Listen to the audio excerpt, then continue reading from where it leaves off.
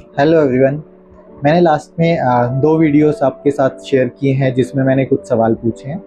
तो पहला सवाल तो ये था कि जो हिंदी के समाचार पत्र हैं उसमें हम देखते हैं कि अनुनासिक का प्रयोग नहीं होता है। अनुनासिक मतलब जो चंद्र बिंदु होता है उसके स्थान पे सिर्फ अनुस्वार का प्रयोग किया जाता है।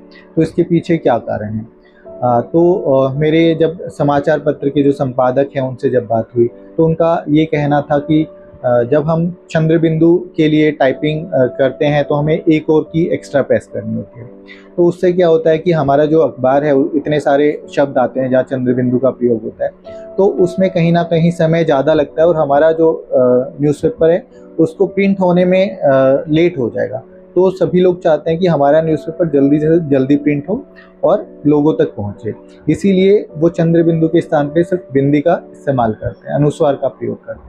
बट कभी कभी कुछ शब्द ऐसे होते हैं जो कंफ्यूजन क्रिएट करते हैं कि उसका अर्थ क्या है। जैसे कि अगर मैं कहूँ हंस एक शब्द है, ह पे बिंदी लगा के और स है, वो हंस भी हो सकता है, एक पक्षी के लिए प्रयोग हो सकता है और हो सकता है कि वो हंसना के लिए भी प्रयोग हो सकता है। तो एक ही शब्द कैसे सिर्फ बिंदी अनुस्वार के प्रयोग से हम कैसे समझेंगे, वो कंफ्यूजन क्रिएट कर सकता है। और जब हम हिंदी की कक्षाओं में अगर समाचार पत्र लेके जाएंगे तो कैसे अपने बच्चों को समझाएंगे कि अनुनासिक शब्द कौन सा है और अनुस्वार शब्द कौन सा है। तो हमें मुझे लगता है कि कहीं ना कहीं समाचार पत्रों में क्योंकि ये एक औपचारिक माध्यम है, ठीक है, तो जिससे लोग भाषा सीखते हैं, तो इसमें थोड़ा बदलाव होना चाहिए। दूसरा सवाल था एक और वीडियो में, वो था कि मैं में और है में वो अनुस्वार है या अनुनासिक है। तो कुछ लोगों का ये जवाब था कि उसमें अनुस्वार का प्रयोग है और कुछ लोगों ने कहा कि वो अनुनासिक है। तो आपका डाउट क्लियर किया जाए। तो अनुस्वार कहाँ होता है और अनुनासिक कहाँ होता है, तो क्या अंतर है, इस अंतर को हम समझते हैं। जब हम अनुस्वार की बात करते हैं तो अनुस्वार का मतलब कोई ना कोई व्यंजन होता है। मतलब जैसे मैं हो सकता है, न हो सकता है, अंग हो सकता है, तो इस तरह से अण हो सकता है। तो पांचवा अक्षर होता है, ठीक है। और जो अनुनासिक है वो स्वर मूल रूप से स्वर होता है। अब अनुस्वार जो है उसका उच्चारण जब हम करते हैं किसी वर्ण पे लगा होता है तो उसका उच्चारण जिस वर्ण पे लगा होता है उसके बाद में होता है। जैसे अगर मैं कहूँ संबंध, तो स के बाद म की अलग से आपको साउंड आती है। वहीं अगर हम अनुनासिक का प्रयोग करते हैं तो मैं कहूँ कि गांव, तो गांव में आ के साथ में ही उसका उच्चारण हो रहा है, अलग से कोई जिस वर्ण पे चंद्र बिंदु लगा है उसके बाद उसका उच्चारण नहीं हो रहा है।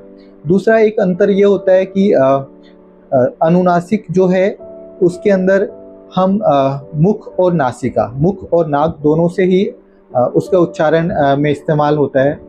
और जो अनुस्वार है उसके उच्चारण में नासिका का प्रयोग होता है।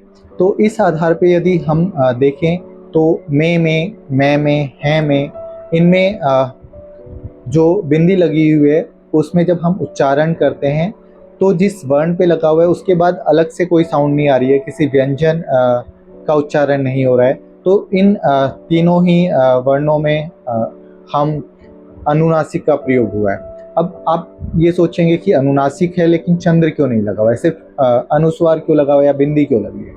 तो जिन वर्णों पे जब हम एक मात्रा पहले से लगी होती है तो वहाँ पे चंद्र नहीं लगाया जाता है, सिर्फ बिंदी का इस्तेमाल होता है, लेकिन ये यहाँ पर है अनुनासिक। अब हम ये देखते हैं कि कब किस बिंदी का मतलब जहाँ पे अनुस्वार है वहाँ पे कब मैं हो जाता है, कब न हो जाता है, कब अण हो जाता है, कब अंग होता है। तो कैसे हमें पता चलेगा? जैसे अगर हम संबंध बोलते हैं तो कभी एक बिंदी का मतलब मैं है, एक बिंदी का मतलब न है। इसी तरह परंतु बोलता हूँ तो र के ऊपर जो बिंदी लगा हुआ है उसका मतलब आधा न है। तो कैसे हमें पता चलता है? तो ये एक पंचमाक्षर का नियम है, उसके आधार पे हमें पता चलता है कि इस बिंदी का मतलब जो अनुस्वार है इसका मतलब ये पांचवा अक्षर है। वो कौन सा पांचवा अक्षर है ये हम समझते हैं। हम पंचमाक्षर का नियम समझते हैं। तो पहला अक्षर ये वाला है, दूसरा अक्षर इस पंक्ति में है, तीसरा, चौथा और ये पांचवा अक्षर कहलाता है हमारा। तो पांचवें अक्षर में जब हम समझते हैं तो जो अनुस्वार है उसका मतलब कहीं ना कहीं इन 5 अक्षरों में से कोई एक अक्षर होगा और वो आधा अक्षर होगा। जैसे संबंध की अगर हम बात करते हैं तो इस वाले वर्ण का मतलब आधा म होता है, और इस वाले अनुस्वार का मतलब आधा न होता है। तो ये हमें कैसे पता चला? अच्छा, इसको देखने के लिए क्या है, जिस वर्ण पे ये लगा है इस उसके अगला वाला वर्ण हम देखते हैं। तो इस बिंदी के लिए हमने देखा कि ब वाला, तो ब किस पंक्ति में है? ब का जो 5वां अक्षर है वो मैं है, तो आधा इस बिंदी का मतलब हुआ, अनुस्वार का मतलब हुआ आधा मैं। इसी तरह इसके बाद ध वाली पंक्ति है, तो ध वाली पंक्ति को देखेंगे, इसमें 5वां अक्षर न, तो इस अनुस्वार का मतलब हुआ न। इसी तरह परंतु में अगर हम देखें तो परंतु में आप देखोगे कि इसके बाद त वर्ण है, त वर्ण के लिए हमने ये देखी पंक्ति, इसका 5वां जो अक्षर है वो न है, तो इस बिंदी का मतलब हुआ न, आधा न। तो आपने देखा होगा परंतु ऐसे लिखा हुआ है, ठीक है, और संबंध आपने देखा होगा ऐसे लिखा हुआ है, ठीक है।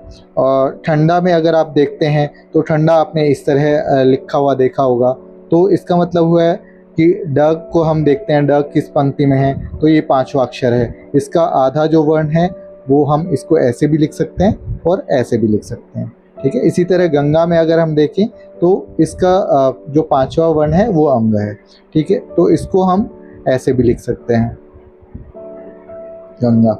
अब कुछ जैसे इसमें हमने देखा कि 5वां इसका जो अगला वर्ण है वो ग है, ड़ है, त है, लेकिन कुछ कुछ शब्दों में हम देखते हैं कि बिंदी के बाद वाले जो वर्ण हैं वो 5वें अक्षर की पंक्ति में नहीं आते हैं, वो बाद की 2 पंक्तियों में आते हैं। तो जब अनुस्वार के बाद वाला वर्ण इनमें से है तो वहाँ पे हम इनमें से कोई भी 5वां वर्ण हो सकता है, लेकिन वहाँ हम बिंदी लगा करके काम चलाते हैं, उसको हम इस तरह से अंग लगा के या न लिख के या म लिख करके इस तरह से नहीं लिख सकते, उसके लिए सिर्फ बिंदी का इस्तेमाल होता है। जैसे संचय में यहाँ पे न का प्रयोग है, या संवाद में आधा मैं है, संहार में अंग है, तो इस तरह से इसमें, लेकिन हम इस तरह से नहीं लिख सकते कि हम ये लिखें कि संचय ऐसे लिखते हैं, है ना, ये अलाउड नहीं है, ये एक्सेप्टेबल नहीं है, इसको हमें बिंद अनुस्वार के साथ ही लिखना होगा। तो जब बिंदी के बाद इनमें से कोई वर्ण आता है अनुस्वार के बाद, तो हमें केवल अनुस्वार का ही प्रयोग करना है, वहाँ हम आधा अक्षर लिख करके नहीं चला सकते हैं। तो ये था पंचमा अक्षर का नियम। अब मैं कुछ, जैसे कि कहीं पे हमने देखा था, तो कहीं में जो है चंद्र बिंदु है, क्योंकि इसके बाद का जो उच्चारण है वो इस वर्ण के बाद नहीं हो रहा है, लेकिन क्योंकि यहाँ पे ई की मात्रा लगी हुई है और चंद्र लगता है, तो मात्रा के साथ में हमने कहा था कि चंद्र नहीं लगेगा, सिर्फ बिंदी से काम चलाएंगे। ये है अनुनासिक, लेकिन हमने यहाँ पे बिंदी लगाया है। इसी तरह क्योंकि जब आप शब्द देखते हैं तो वहाँ पर भी हमें अनुनासिक हम प्रयोग करते हैं, हैं में भी हम अनुनासिक का प्रयोग करते हैं, मैं में भी अनुनासिक का प्रयोग करते हैं, में भी अनुनासिक का प्रयोग करते हैं, क्योंकि हमने पहले से यहाँ पे मात्रा लगाई हुई है। और ऊपर जिन शब्दों को हमने डिस्कस किया उसमें अगर आप देखोगे ठ के बाद न अण की आवाज़ आ रही है, परंतु में र के बाद न की आवाज़ आ रही है। तो इस तरह से हम पंचमाक्षर का नियम समझते हैं।